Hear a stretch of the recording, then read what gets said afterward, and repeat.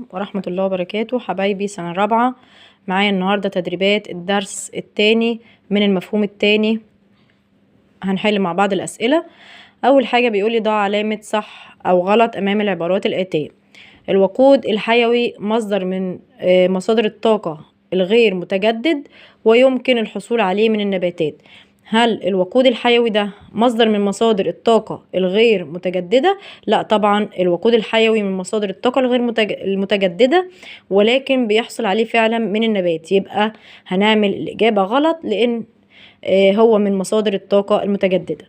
يعتبر النفط من أنواع الوقود الحفري. هل النفط من أنواع الوقود الحفري؟ أيوة فعلا من أنواع الوقود الحفري. كثرة استهلاك الوقود الحفري يعرضه للنفاذ. صح، كثرة استهلاك الوقود الحفري بيعرضه ان هو يستهلك وما يقدرش يتكون بسهولة زي